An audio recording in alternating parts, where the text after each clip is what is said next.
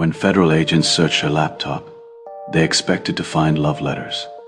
Instead, they found spreadsheets. $212,000 had left her accounts in 4 months.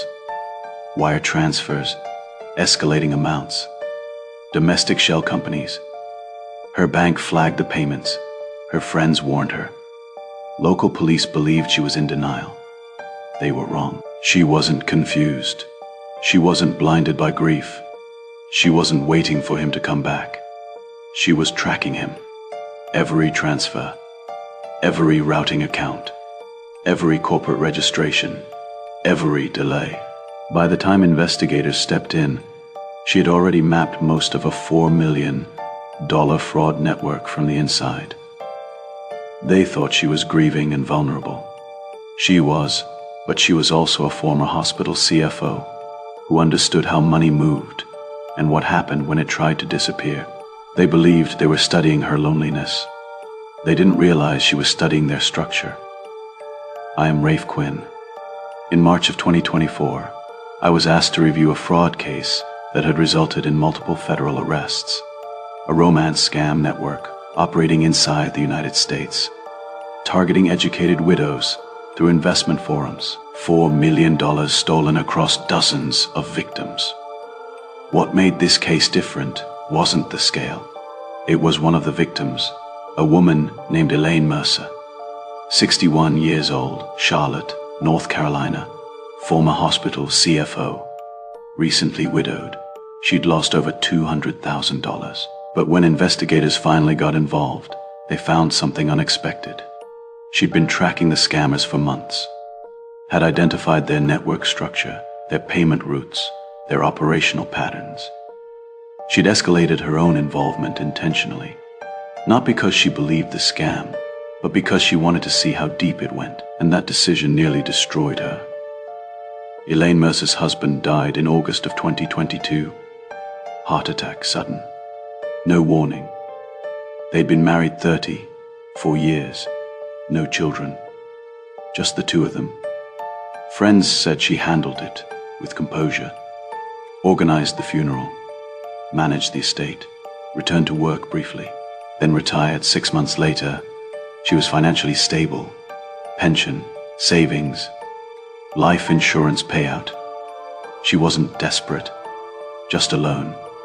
In January 2023, Elaine joined an online investment discussion forum, private group, focused on retirement portfolio strategies, conservative investing, risk management. The kind of group that attracted educated retirees, people with money to protect. That is where she met Daniel Kessler. At least that is the name he used. Daniel's profile said he was a structural engineer, specialized in medical facility expansions, working on hospital projects in Eastern Europe. His posts were thoughtful, detailed. He used technical language, talked about construction bonds, regulatory compliance, international contract law. He didn't sound like a scammer. He sounded like a professional, and that is exactly why it worked. They started messaging privately, not romantic at first, just professional discussions, investment strategies, market analysis. He was knowledgeable, never pushy, never overly friendly, just intellectually engaged over weeks. The conversations became more personal. He mentioned losing his wife years earlier, said he understood what grief felt like, said work helped him cope, kept him focused. Elaine felt the same way. They had that in common. 2 months in, Daniel mentioned a problem, a contract dispute on one of his projects, medical facility in Romania, licensing issue. Local arbitration required a bond deposit to release funds that were frozen. $18,500 temporary hold would be returned within 2 weeks once paperwork cleared. He didn't ask for help, just mentioned it as a frustration, a bureaucratic hassle. Elaine offered to help. He declined. Said he couldn't accept. She insisted. Said it was a short-term bridge loan, professional courtesy. He hesitated, then agreed. Sent account details. She transferred the money, $18,500.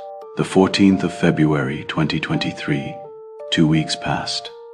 The money wasn't returned. Daniel apologized, said the arbitration process was slower than expected. Another 2 weeks, she said fine. She wasn't worried yet. He'd been consistent, professional, no red flags, just bureaucratic delays. That happens in international contracts. But then another request came. Import penalties on medical equipment, $23,000. Temporary, would be reimbursed when the container cleared customs.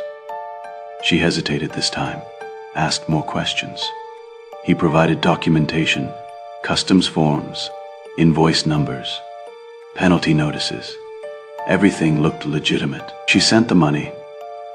Then another, contract performance insurance, $32,000, required to activate the next phase of construction. He said it was standard, sent insurance documents, policy numbers, underwriter information. She verified the insurance company existed. It did. She sent the money. Over 3 months, Elaine sent $126,000. Each request came with documentation.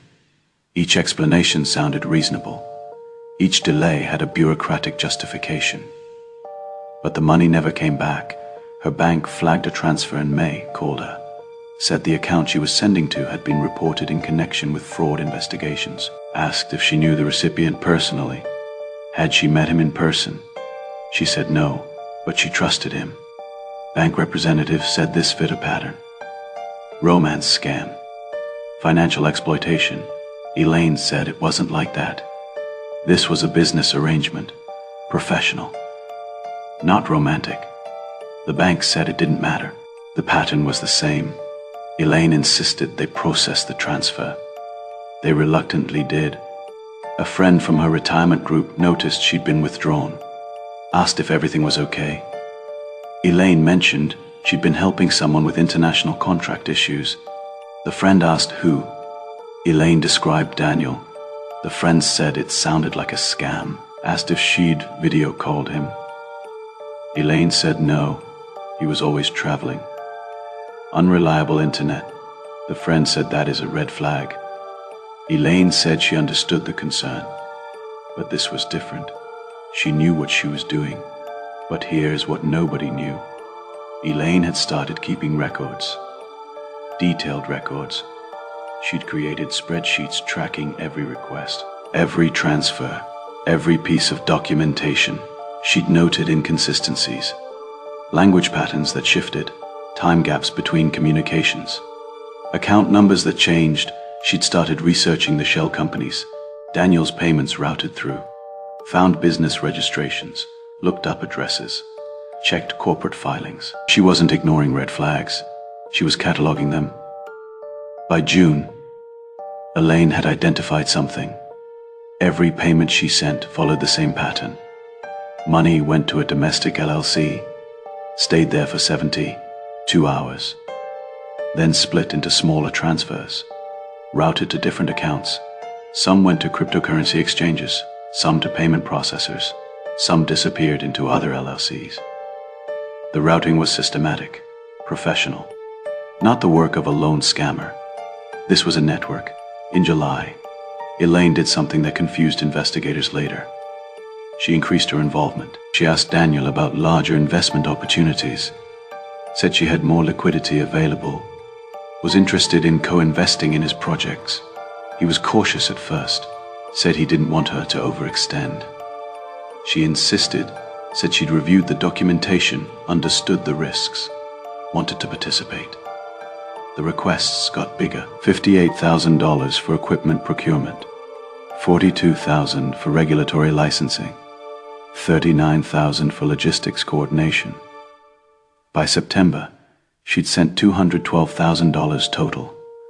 Her savings were draining, but she kept going, and she kept documenting. Here is what I found when I reviewed her records. She wasn't just tracking payments. She was testing the system. She deliberately delayed one transfer to see how Daniel responded. He became more urgent, more pressure.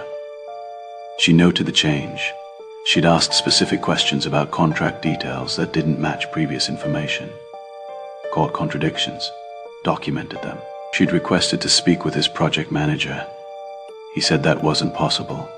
She noted that, too, Elaine had identified 4 US-based LLCs that served as initial receiving accounts. She traced them to a payment processor in Phoenix, found a Georgia-based shell accounting firm that handled secondary routing. She'd mapped the network structure better than most victims ever could, but she never told anyone. Not the bank, not her friend, not law enforcement. She thought she could control the pace, thought she'd know when to stop, thought she could gather enough evidence to expose them without losing everything. In late September, Elaine finally contacted the FBI, not because she'd been convinced it was a scam. She already knew that, but because she'd mapped enough of the network to make a case. She walked into the Charlotte field office with a folder. Inside were spreadsheets, transaction records, LLC registrations, payment routes, corporate filings, bank statements, communication logs. Everything organized, everything annotated, everything time-stamped. The agent who interviewed her said she didn't present like a typical victim. She wasn't emotional, wasn't embarrassed. She was analytical, methodical. She said she believed she'd been interacting with a fraud network. Said she documented their operational structure. Said she had evidence that could help identify other victims. The agent asked why she'd waited so long, why she'd sent so much money. She said she needed to see the full pattern, needed to understand how they operated. Said stopping too early would have given them time to disappear. The agent asked if she understood she'd almost bankrupted herself. She said yes, she'd calculated the risk, decided the evidence was worth it. The agent said that wasn't how investigations worked, said she'd put herself in danger. She said she was aware. Federal investigators used Elaine's documentation to build a case.